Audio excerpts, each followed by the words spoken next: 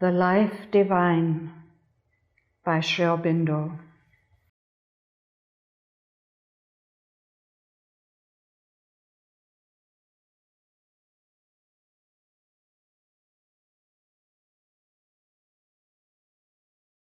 Chapter 25. The Knot of Matter.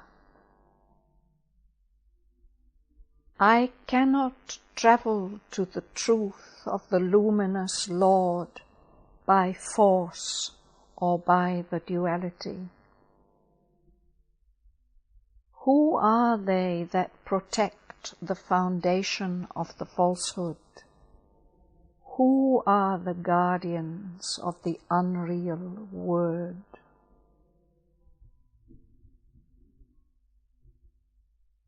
Then existence was not, nor non-existence. The mid-world was not, nor the ether, nor what is beyond. What covered all? Where was it? In whose refuge? What was that ocean dense and deep? Death was not, nor immortality, nor the knowledge of day and night. That one lived without breath by his self-law. There was nothing else, nor aught beyond it. In the beginning, darkness was hidden by darkness. All this was an ocean of inconscience.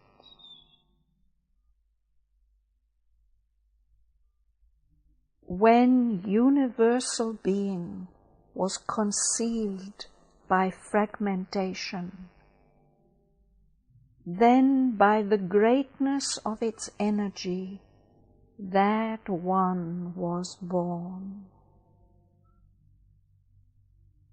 That moved at first as desire within, which was the primal seed of mind. The seers of truth discovered the building of being in non-being, by will in the heart and by the thought. Their ray was extended horizontally, but what was there below? What was there above? There were casters of the seed. There were greatnesses. There was self-law below. There was will above. Rig Veda.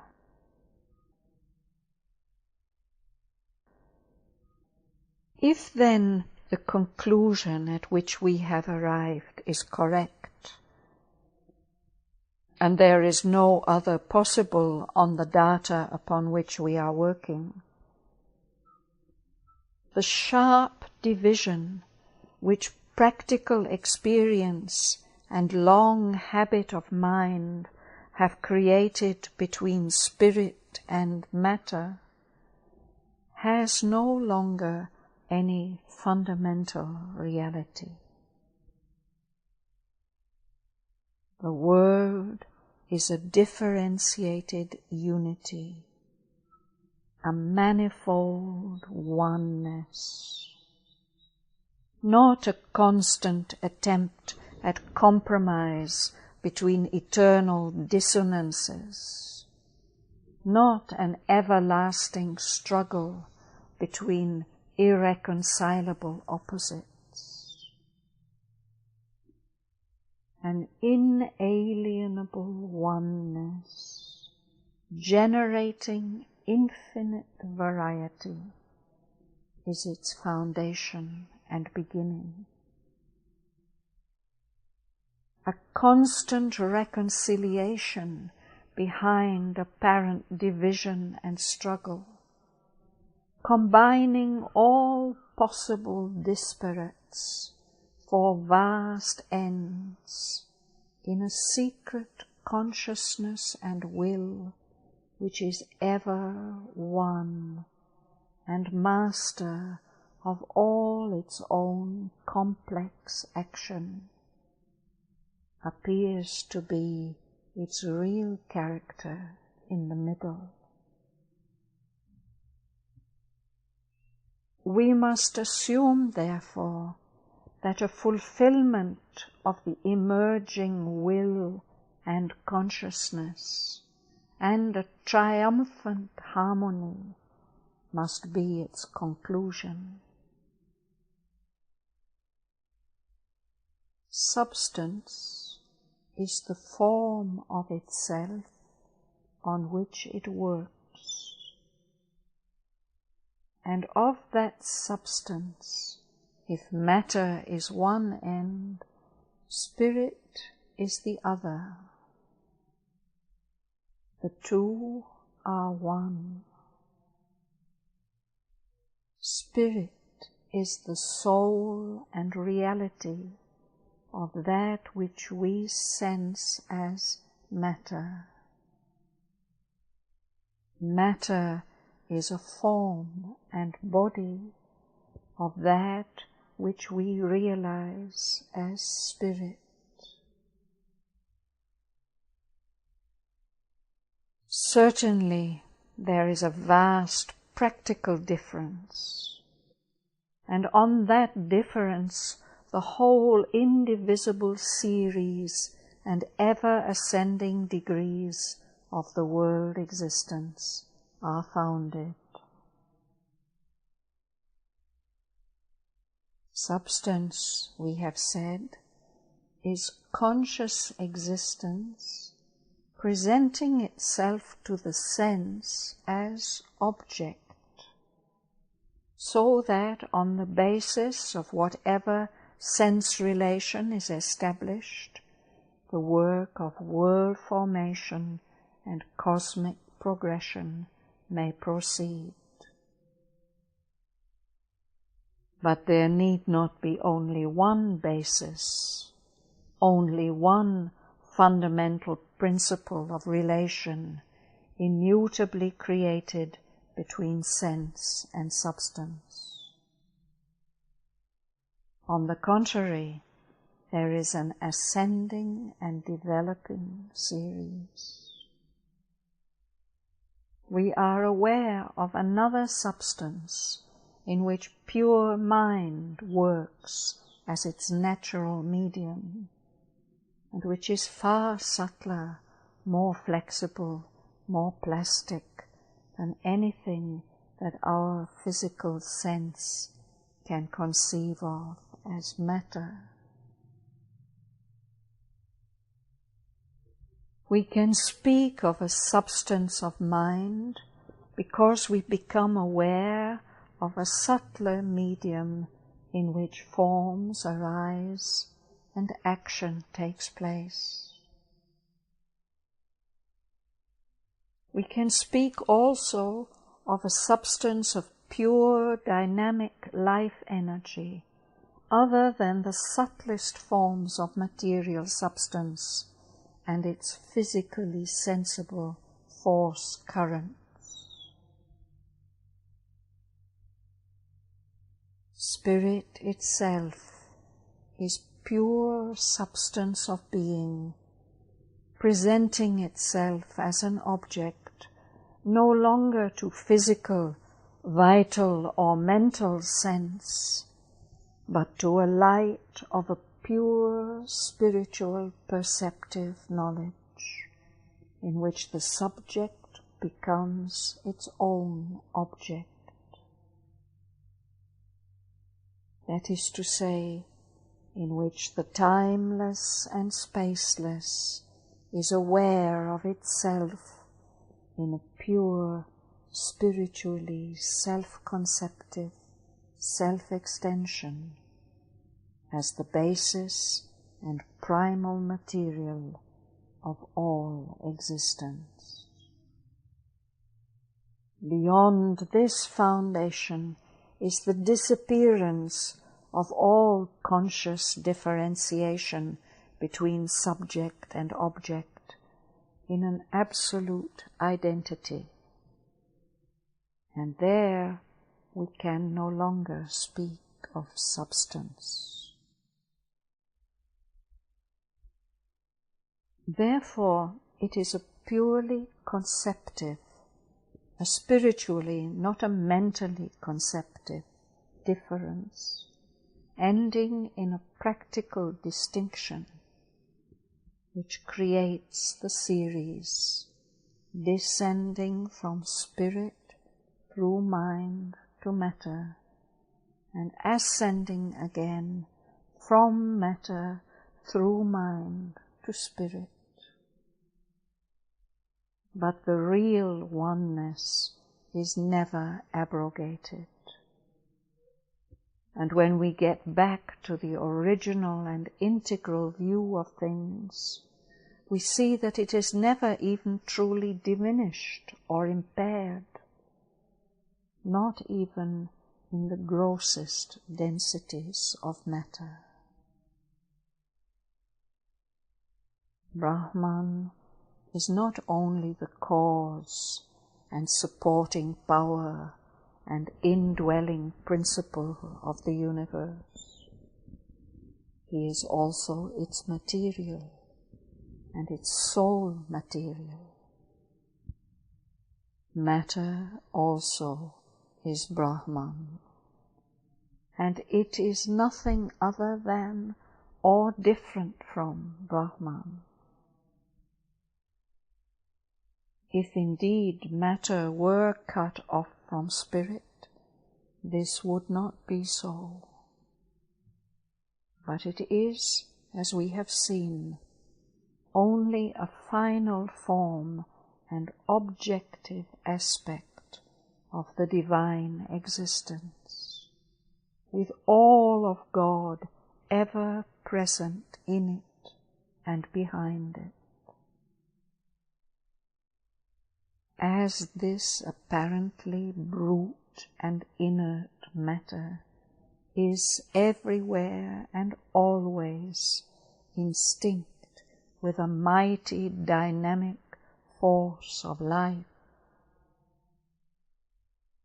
as this dynamic but apparently unconscious life secretes within it an ever-working, unapparent mind, of whose secret dealings it is the overt energy.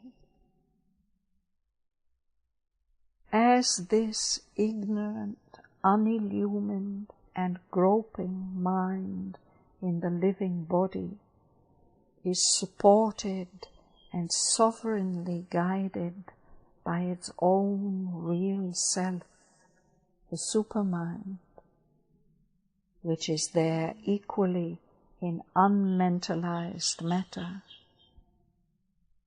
So all matter, as well as all life, mind, and supermind, are only modes of the Brahman, the eternal, the spirit, Satchidananda, who not only dwells in them all, but is all these things, though no one of them is his absolute being. But still, there is this conceptive difference and practical distinction. And in that, even if matter is not really cut off from spirit, yet it seems with such a practical definiteness to be so cut off. It is so different even so contrary in its law. The material life seems so much to be the negation of all spiritual existence, that its rejection might well appear to be the one short cut out of the difficulty, as undoubtedly it is. But a short cut or any cut is no solution. Still, there in matter undoubtedly lies the crux. That raises the obstacle. For because of matter, life is gross and limited and stricken with death and pain. Because of matter, mind is more than half blind, its wings clipped, its feet tied to a narrow perch, and held back from the vastness and freedom above of which it is conscious. Therefore, the exclusive spiritual seeker is justified from his viewpoint if, disgusted with the mud of matter, revolted by the animal grossness of life, or impatient of the self-imprisoned narrowness and downward vision of mind, he determines to break from it all and return by inaction and silence to the Spirit's immobile liberty.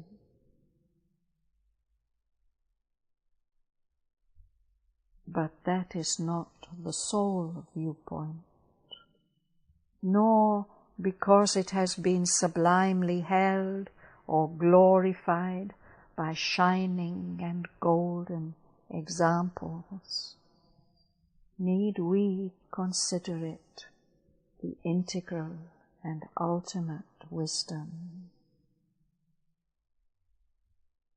Rather, liberating ourselves from all passion and revolt,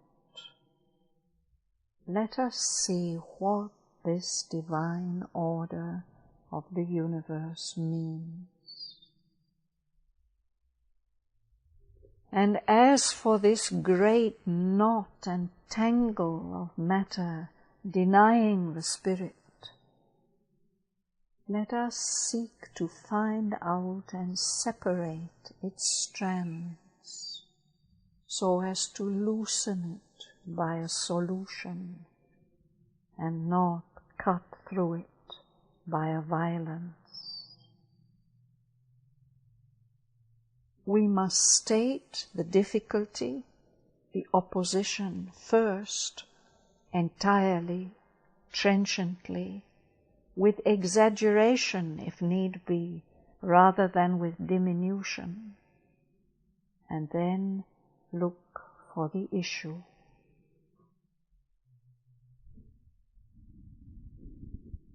First, then, the fundamental opposition matter presents to spirit is this, that it is the culmination of the principle of ignorance.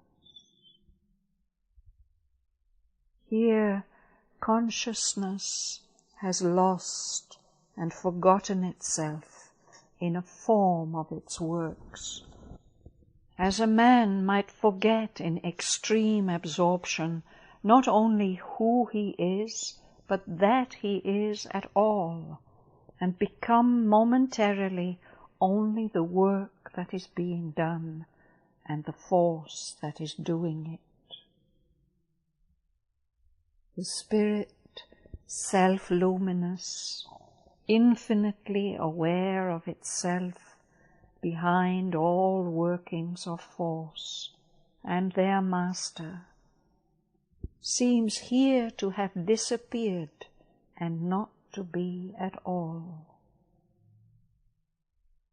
Somewhere he is, perhaps, but here he seems to have left only a brute and inconscient material force, which creates and destroys eternally, without knowing itself, or what it creates, or why it creates at all, or why it destroys what once it has created. It does not know, for it has no mind. It does not care, for it has no heart. And if that is not the real truth, even of the material universe, if behind all this false phenomenon there is a mind, a will, and something greater than mind or mental will, yet it is this dark semblance that the material universe itself presents as a truth to the consciousness which emerges in it out of its night. And if it be no truth but a lie, yet is it a most effective lie, for it determines the conditions of our phenomenal existence and besieges all our aspiration and effort. For this is the monstrous thing, the terrible and pitiless miracle of the material universe, that out of this no mind, a mind, or at least minds, emerge and find themselves struggling feebly for light, helpless individually, only less helpless when in self-defense they associate their individual feeblenesses in the midst of the giant ignorance which is the law of the universe. Out of this heartless inconscience, and within its rigorous jurisdiction, hearts have been born and aspire, and are tortured and bleed under the weight of the blind and insentient cruelty of this iron existence, a cruelty which lays its law upon them and becomes sentient in their sentience, brutal, ferocious, horrible. But what, after all, behind appearances, is this seeming mystery? We can see that it is the consciousness which had lost itself, returning again to itself, emerging out of its giant self-forgetfulness, slowly, painfully, as a life that is would-be sentient, half-sentient, dimly sentient, wholly sentient, and finally struggles to be more than sentient, to be again divinely self-conscious, free, infinite, immortal. But it works towards this under a law that is the opposite of all these things, under the conditions of matter, that is to say, against the grasp of the ignorance. The movements it has to follow, the instruments it has to use, are set and made for it by this brute and divided matter, and impose on it at every step ignorance and limitation. For the second fundamental opposition that matter offers to spirit is this, that it is the culmination of bondage to mechanic law, and opposes to all that seeks to liberate itself a colossal inertia. Not that matter itself is inert, it is rather an infinite motion, an inconceivable force, a limitless action, whose grandiose movements are a subject for our constant admiration. But while spirit is free, master of itself and its works, not bound by them, creator of law and not its subject, this giant matter is rigidly chained by a fixed and mechanical law which is imposed on it, which it does not understand nor has ever conceived, but works out inconsciently, as a machine works and knows not who created it, by what process or to what end.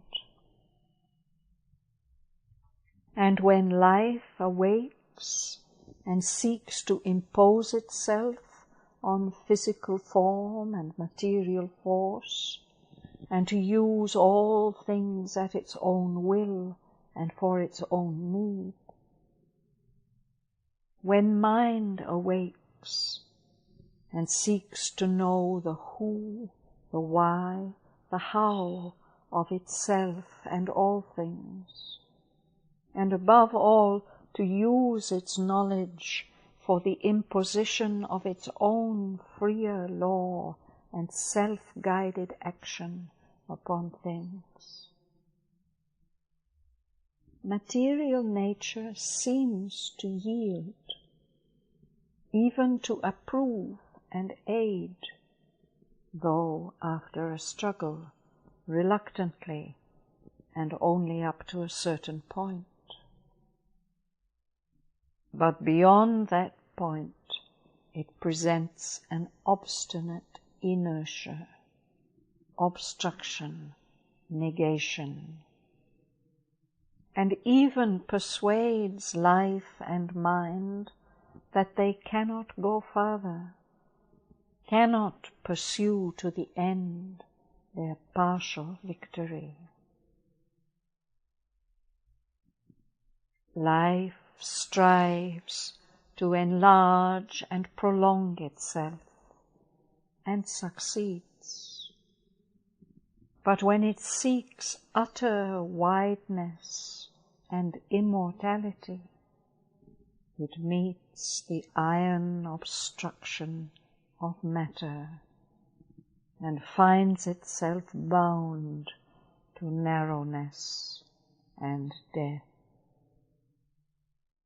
Mind seeks to aid life and to fulfill its own impulse to embrace all knowledge, to become all light, to possess truth and be truth, to enforce love and joy and be love and joy. but always there is the deviation and error and grossness of the material life instincts, and the denial and obstruction of the material sense and the physical instruments. Error ever pursues its knowledge. Darkness is inseparably the companion and background of its light. Truth is successfully sought, and yet when grasped, it ceases to be truth, and the quest has to continue.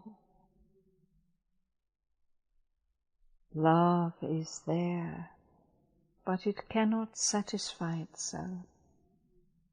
Joy is there, but it cannot justify itself. And each of them drags as if its chain, or casts as if its shadow, its own opposites. Anger and hatred and indifference, satiety and grief and pain. The inertia with which matter responds to the demands of the mind and life prevents the conquest of the ignorance and of the brute force that is the power of the ignorance.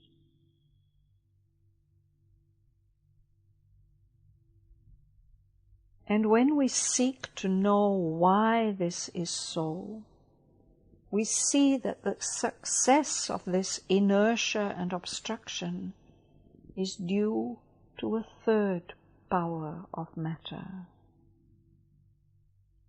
For the third fundamental opposition which matter offers to spirit is this, that it is the culmination of the principle of division and struggle.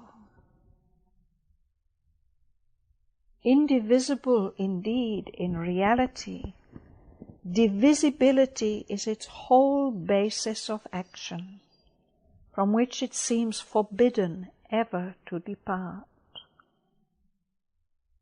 For its only two methods of union are either the aggregation of units or an assimilation which involves the destruction of one unit by another.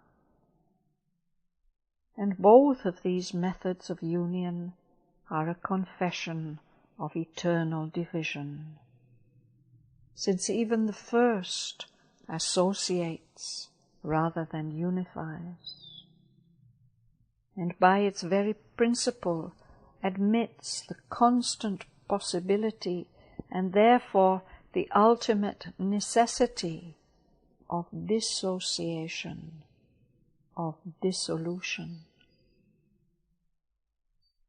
Both methods repose on death, one as a means, the other as a condition of life.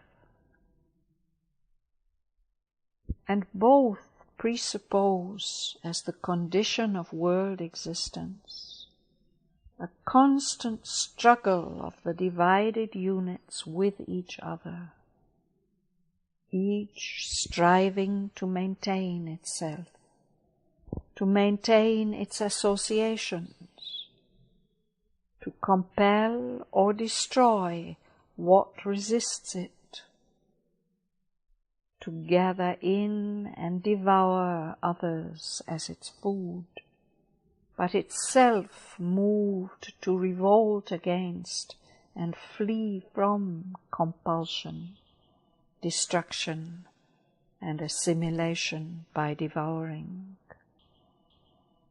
When the vital principle manifests its activities in matter, it finds there this basis only for all its activities, and is compelled to bow itself to the yoke. It has to accept the law of death, desire and limitation, and that constant struggle to devour, possess, dominate, which we have seen to be the first aspect of life.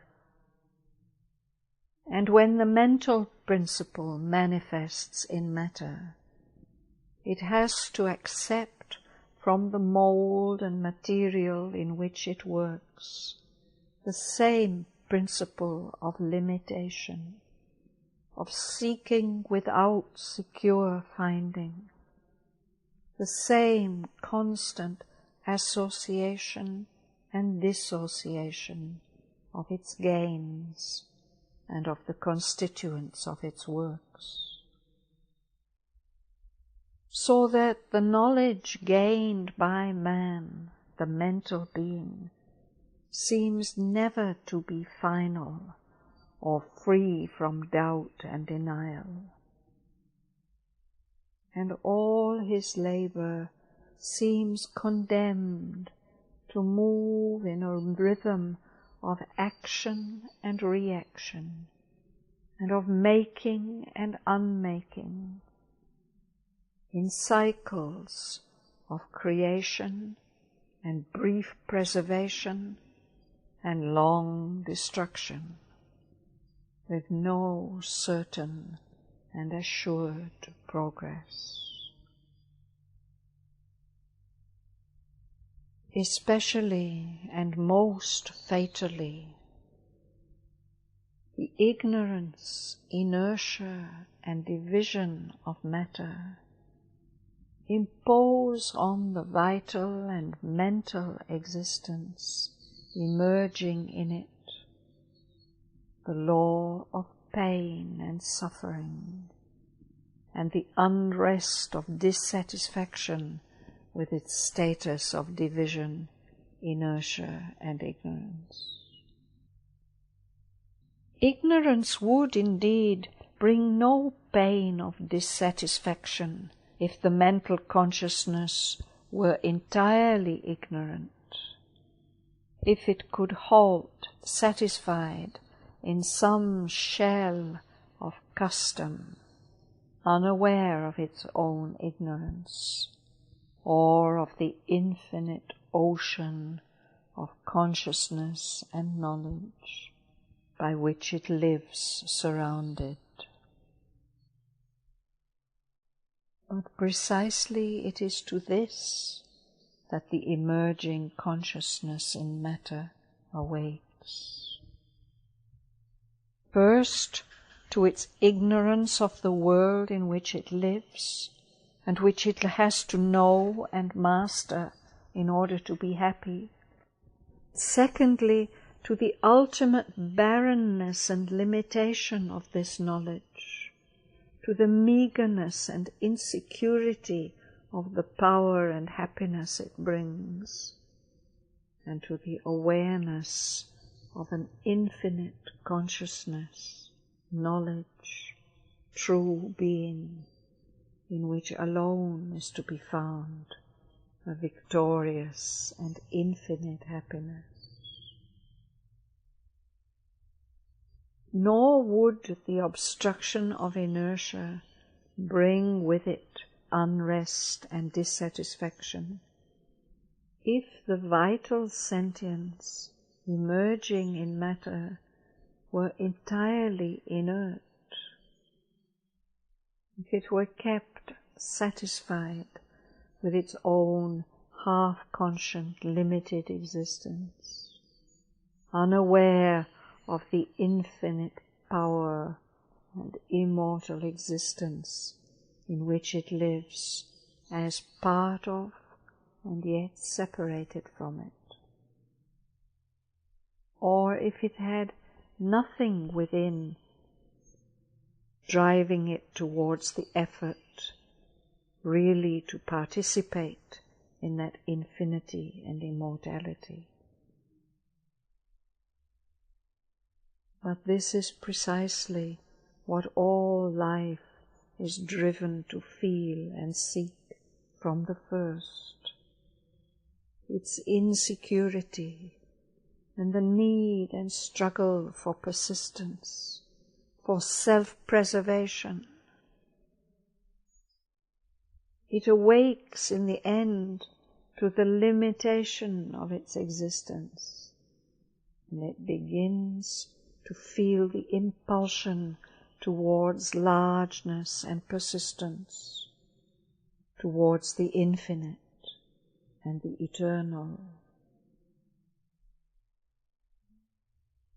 And when in man life becomes wholly self-conscious, this unavoidable struggle and effort and aspiration reach their acme, and the pain and discord of the world become finally too keenly sensible to be borne with contentment.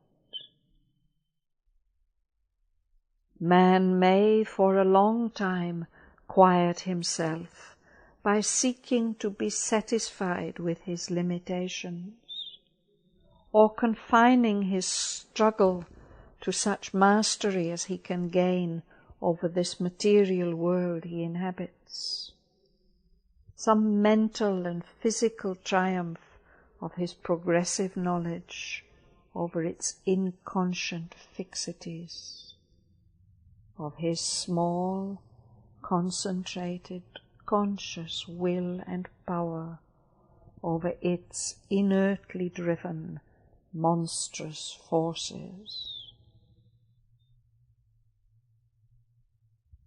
But here too he finds the limitation, the poor inconclusiveness of the greatest results he can achieve, and is obliged to look beyond. The finite cannot remain permanently satisfied so long as it is conscious either of a finite greater than itself or of an infinite beyond itself to which it can yet aspire.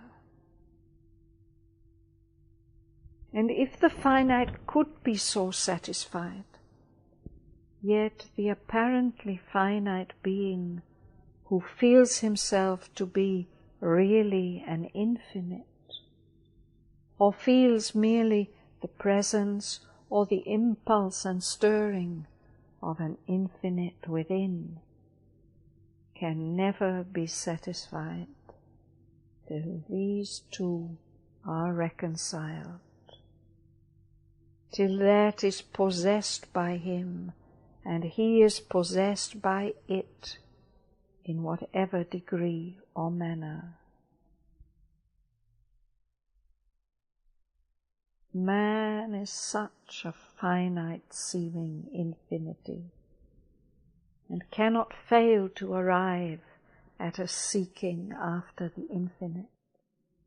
He is the first son of earth, who becomes vaguely aware of God within him, of his immortality or of his need of immortality, and the knowledge is a whip that drives and a cross of crucifixion until he is able to turn it into a source of infinite light and joy and power.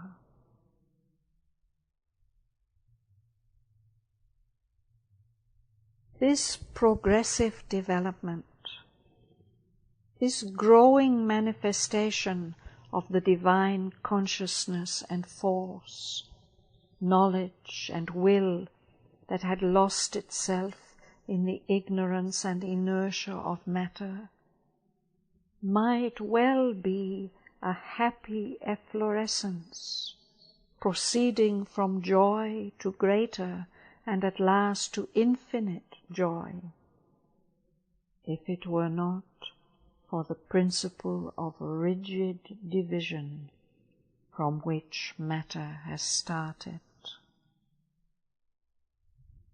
The shutting up of the individual in his own personal consciousness of separate and limited mind, life, and body prevents what would otherwise be the natural law of our development. It brings into the body the law of attraction and repulsion, of defense and attack, of discord and pain. For each body, being a limited conscious force, feels itself exposed to the attack, impact, forceful contact of other such limited conscious forces, or of universal forces. And where it feels itself broken in upon or unable to harmonize the contacting and the recipient consciousness, it suffers discomfort and pain, is attracted or repelled, has to defend itself or to assail. It is constantly called upon to undergo what it is unwilling or unable to suffer. Into the emotional and the sense mind, the law of division brings the same reactions with the higher values of grief and joy, love and hatred, oppression and depression, all cast into terms of desire, and by desire into straining and effort, and by the straining into excess and defect of force, incapacity, the rhythm of attainment and disappointment, possession and recoil, a constant strife and trouble and unease. Into the mind as a whole, instead of a divine law of narrower truth flowing into greater truth, lesser light taken up into wider light, lower will surrendered to higher transforming will, pettier satisfaction progressing towards nobler and more complete satisfaction, it brings similar dualities of truth pursued by error, light by darkness, power by incapacity, pleasure of pursuit and attainment by pain of repulse and of dissatisfaction with what is attained. Mind takes up its own affliction along with the affliction of life and body, and becomes aware of the triple defect and insufficiency of our natural being. All this means the denial of Ananda, the negation of the Trinity of Satchidananda, and therefore, if the negation be insuperable, the futility of existence. For existence, in throwing itself out in the play of consciousness and force, must seek that movement not merely for itself, but for satisfaction in the play. And if in the play no real satisfaction can be found, it must obviously be abandoned in the end as a vain attempt, a colossal mistake, a delirium of the self-embodying spirit.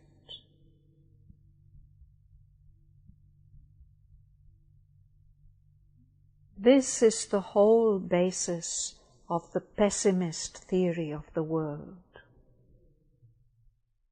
Optimist it may be as to worlds and states beyond, but pessimist as to the earthly life and the destiny of the mental being in his dealings with the material universe.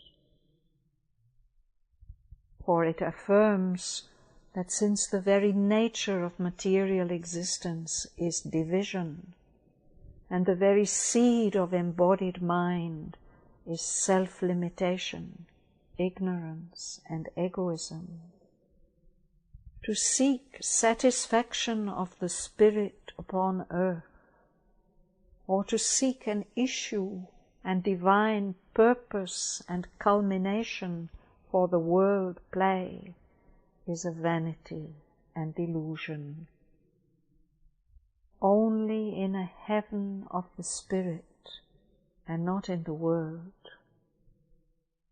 or only in the spirit's true quietude, and not in its phenomenal activities, can we reunite existence and consciousness with the divine self-delight. The infinite can only recover itself by rejecting as an error and a false step its attempt to find itself in the finite.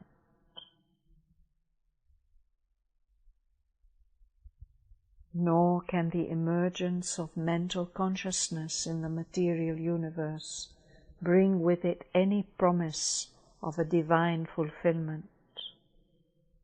For the principle of division is not proper to matter, but to mind. Matter is only an illusion of mind, into which mind brings its own rule of division and ignorance.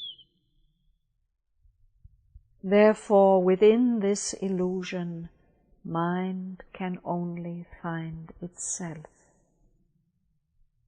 It can only travel between the three terms of the divided existence it has created. It cannot find there the unity of the spirit or the truth of the spiritual existence. Now it is true that the principle of division in matter can be only a creation of the divided mind, which has precipitated itself into material existence. For that material existence has no self-being, is not the original phenomenon, but only a form created by an all-dividing life force, which works out the conceptions of an all-dividing mind. By working out being into these appearances of the ignorance, inertia, and division of matter, the dividing mind has lost and imprisoned itself in a dungeon of its own building, is bound with chains which it has itself forged. And if it be true that the dividing mind is the first principle of creation, then it must be also the ultimate attainment possible in the creation. And the mental being, struggling vainly with life and matter, overpowering them only to be overpowered by them, repeating eternally a fruitless cycle, must be the last and highest word of cosmic existence. But no such consequence ensues If, on the contrary, it is the immortal and infinite spirit that has veiled itself in the dense robe of material substance, and works there by the supreme creative power of supermind, permitting the divisions of mind and the reign of the lowest or material principle only as initial conditions for a certain evolutionary play of the one in the many. If, in other words, it is not merely a mental being who is hidden in the forms of the universe, but the infinite being, knowledge, will, which emerges out of matter first as life, then as mind, with the rest of it still unrevealed, then the emergence of consciousness out of the apparently inconscient must have another and completer term: the appearance of a supramental spiritual being, who shall impose on his mental, vital, bodily workings a higher law than that of the dividing mind, is no longer impossible. On the contrary, it is the natural and inevitable conclusion of the nature of cosmic existence. Such a supramental being would, as we have seen, liberate the mind from the knot of its divided existence, and use the individualization of mind as merely a useful subordinate action of the all-embracing supermind. And he would liberate the life also from the knot of its divided existence, and use the individualization of life as merely a useful subordinate action of the one conscious force, fulfilling its being and joy in a diversified unity. Is there any reason why he should not also liberate the bodily existence from the present law of death, division, and mutual devouring, and use individualization of body as merely a useful subordinate term of the one divine conscious existence, made serviceable for the joy of the infinite in the finite? Or why this spirit should not be free in a sovereign occupation of form, consciously immortal even in the changing of his robe of matter, possessed of his self-delight in a world subjected to the law of unity and love and beauty? And if man be the inhabitant of terrestrial existence, through whom that transformation of the mental into the supramental can at last be operated, is it not possible that he may develop, as well as a divine mind and a divine life, also a divine body? Or, if the phrase seem to be too startling to our present limited conceptions of human potentiality, may he not, in his development of his true being and its light and joy and power, arrive at a divine use of mind and life and body, by which the descent of spirit into form shall be at once humanly and divinely justified. The one thing that can stand in the way of that ultimate terrestrial possibility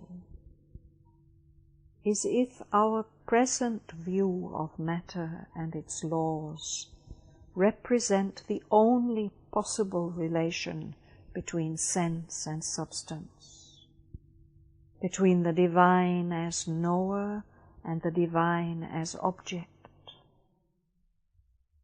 or if, other relations being possible, they are yet not in any way possible here, but must be sought on higher planes of existence.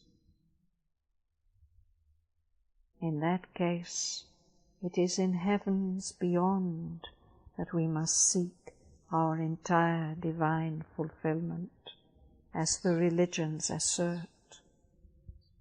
And their other assertion of the kingdom of God, or the kingdom of the perfect upon earth, must be put aside as a delusion.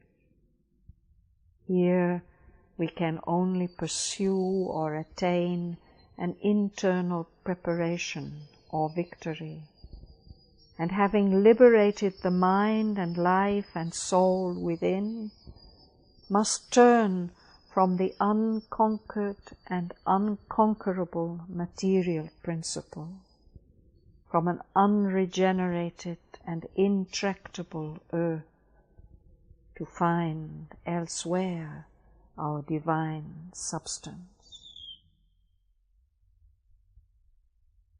There is, however, no reason why we should accept this limiting conclusion. There are quite certainly other states, even of matter itself. There is undoubtedly an ascending series of the divine gradations of substance. There is the possibility of the material being transfiguring itself through the acceptation of a higher law than its own, which is yet its own, because it is always there, latent and potential in its own secrecy.